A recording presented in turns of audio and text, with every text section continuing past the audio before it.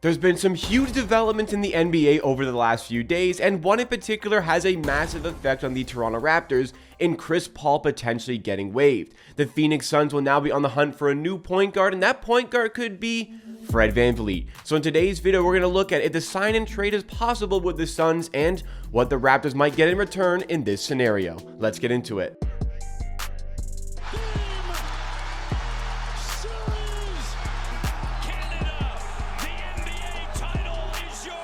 What's going on, NBA and Raptors fans? This is Amateur Hour Sports, the YouTube channel dedicated to Toronto Raptors content just like this. So if you find yourself enjoying this video along the way, then please make sure you are subscribed to the channel. And if you want to see more content just like this, especially as we go through the offseason, finding a new head coach, trades happening, of course, the NBA draft, which is just 2 weeks away, make sure you have that notification bell turned on so you never miss out on one of the uploads. But the full video today is going to be discussing the Chris Paul situation and how it may affect the Raptors with Fred VanVleet. If you haven't seen the news as of yet, where have you been? Chris Paul reportedly is going to be waived by the Pheonix Suns. But just when it seemed as though it was official they're going to be waiving Chris Paul, some reports are also indicating that maybe they haven't waived him just yet. Maybe they want to spend the next few days, next few weeks aggressively shopping Chris Paul to try to find him a new team, because contrary to belief, Chris Paul is still a good player. Chris Paul is still an NBA caliber point guard, but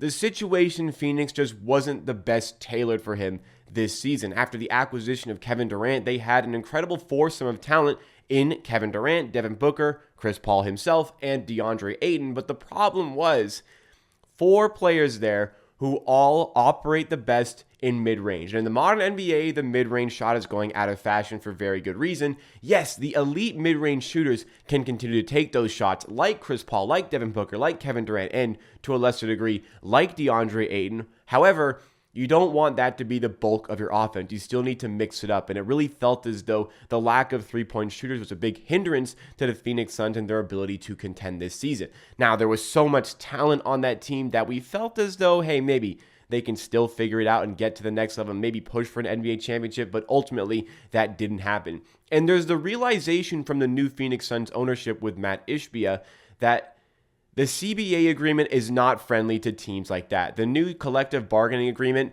is going to put some huge constrictions on being able to build these super teams with the amount of financial penalties that are going to take place and potentially losing draft picks in the process. So this upcoming year, before all of those things kick in, because there's going to be a year buffer on some of these regulations, this year is going to be massive for teams like this who want to absolutely maximize their current team. And Pheonix feeling that in order to be able to do that, they may have to move on from Chris Paul. And it's not a surprising thing to see. About a month ago, I could have predicted potentially this happening. There were some analysts like Brian Windhorst who were hinting at this happening over the last week or so, and here we are. Chris Paul this season is owed $30.8 million, but it's only partially guaranteed to $15.8 million. Next season, he has a $30 million pay. However, that is completely non-guaranteed. So essentially, Pheonix are prepared to pay Chris Paul $15.8 million to simply go away. But this is a Raptors channel after all. So what is the significance of this situation as it comes to the Toronto Raptors? Well, if Pheonix are looking to move on from Chris Paul, assumingly because of his play style, not to the fault of Chris Paul, it's just the team doesn't need that right now. But if the team does want to move on from that sort of play style, one player that I think fits extremely well with this Pheonix Suns team is, of course, Raptors point guard Fred VanVleet. Now, Fred VanVleet is about to become a free agent, and the Raptors could be looking for some sign and trade opportunities. What's great about Fred VanVleet from a Pheonix Suns perspective is his ability to move the ball, his ability to get other players going.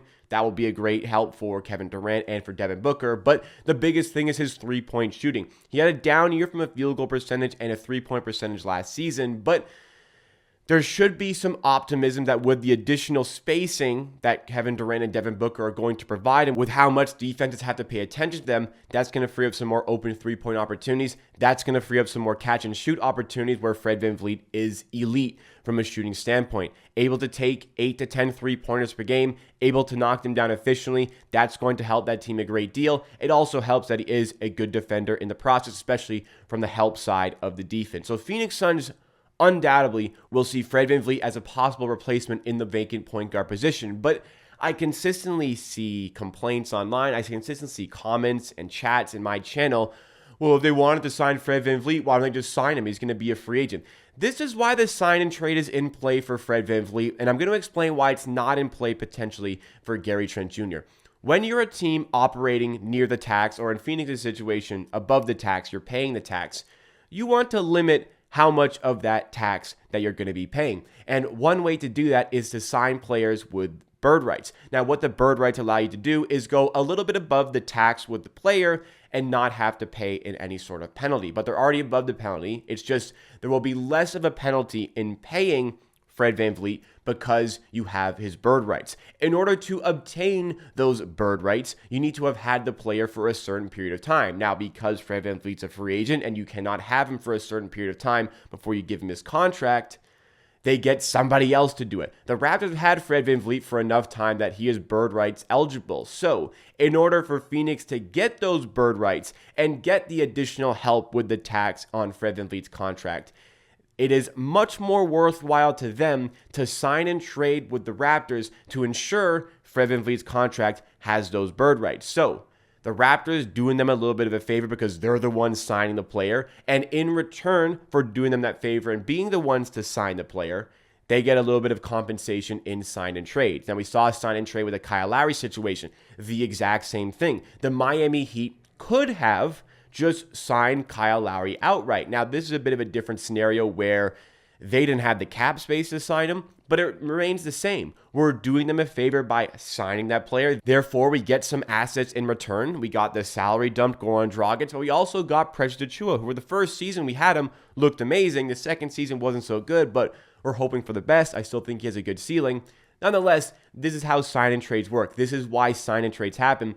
This is why sign and trades work for the party that wants to sign the free agent. Why this situation may not work for Gary Trent Jr. as it comes to the Orlando Magic. There's been a lot of rumors in the last few days about Gary Trent Jr. possibly signing for the Orlando Magic as a free agent. Now, why a sign and trade isn't possible there? Well, it's still possible, but less likely is Orlando have the cap space to sign him outright. And they're not a contending team, therefore they're not operating right near the tax line, and they don't have to worry about getting the bird rights on the player. So that's why it is firmly in play for Fred VanVleet, because it is contenders that are mostly shopping for his talent. Whereas for Gary Trent Jr., it's not so much contenders doing it. If contenders get in the mix, then of course the sign and trade could come into play. But enough on the logistics of the NBA.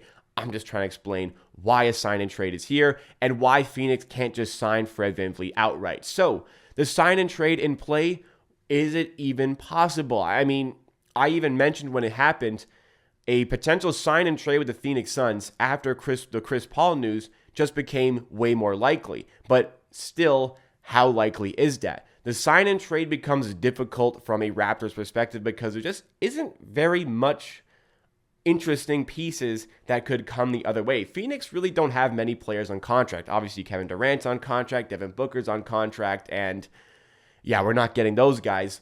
Other than them, DeAndre Ayton has 3 years left on his deal, making just above $30 million a year. Chris Paul, obviously, we spoke about his contract. He is still on contract with the team. And other than that, Landry Shamet has about $33 million owed to him total over the next 3 years. And Cam Payne has a non-guaranteed $6.5 million contract for this season, which I feel like the Phoenix Suns should pick up.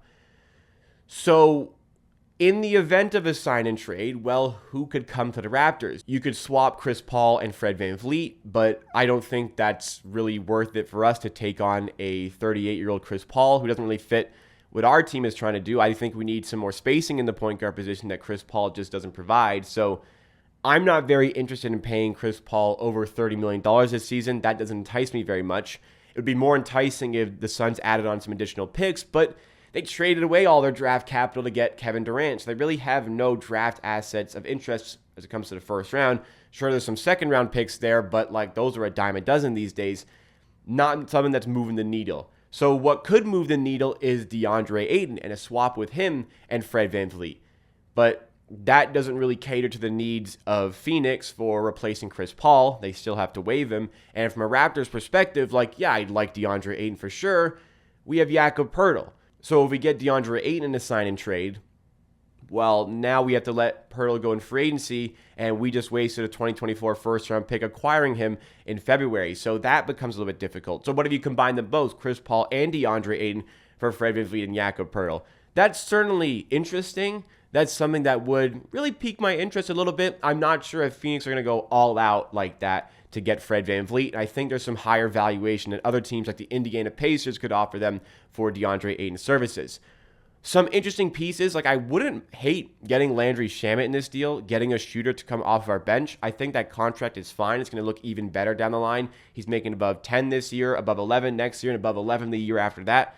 That's something that I'm decently comfortable with in paying Landry Shamet. Like the MLE this season apparently is going to be about $10.5 million. So paying him just above the MLE, I think that's going to be fine. And for Cam Payne, I'd be pretty happy to pay Cam Payne $6.5 million to be our backup point guard this season. So I think those make sense, but I don't think those really make sense, like a Shamet and Payne for VanVleet, without a little bit of extra in the draft compensation perspective from the Phoenix Suns. Maybe I'm overvaluing Fred VanVleet's stock via a sign and trade, because sign and trades typically don't work out very well for the team that's signing and trading the player. Like Jimmy Butler got traded to the Miami Heat from the Philadelphia 76ers via sign and trade for freaking Josh Richardson. Like maybe that's a really bad example because that was such a bad trade from the Philadelphia 76ers perspective, but it's just keeping it in perspective that typically you don't come out on top or even close to out on top in these sign and trade scenarios. So sign and trade possibilities, yes, they've increased. Yes, the Raptors could be eyeing a huge sign and trade opportunity here with the Phoenix Suns, but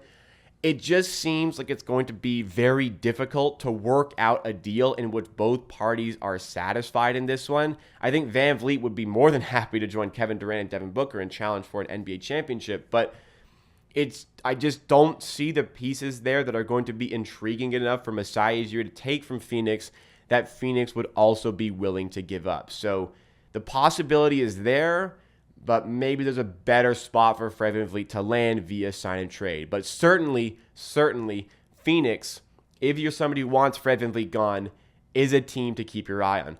Ultimately, to end, I feel like Fred VanVleet's not going anywhere. I feel like Masai Ujiri wants to give this core one more year. That's not my opinion on what should happen this summer, but that, I think, is Masai Ujiri's opinion. So if you want Fred VanVleet gone, I probably got some bad news for you, but at least there's a likelier possibility now that he could be heading to the Phoenix Suns. What do you make of this whole situation? What would you want from the Phoenix Suns in a sign and trade for Fred VanVleet? Let me know your thoughts and opinions in the comments down below, because that is it for me for today. Thank you so much for watching this video. Drop a like if you enjoyed, subscribe to the channel for more content like this, and hit that notification bell as well so you don't miss out on any of the videos covering the Raptors head coaching search, covering the Raptors free agency and trade season, and of course, covering the NBA draft, with just 2 weeks away. 2 videos coming up, a Kobe Buffkin draft profile and a Jordan Hawkins draft profile. You don't want to miss them. I'll see you again next time for another video.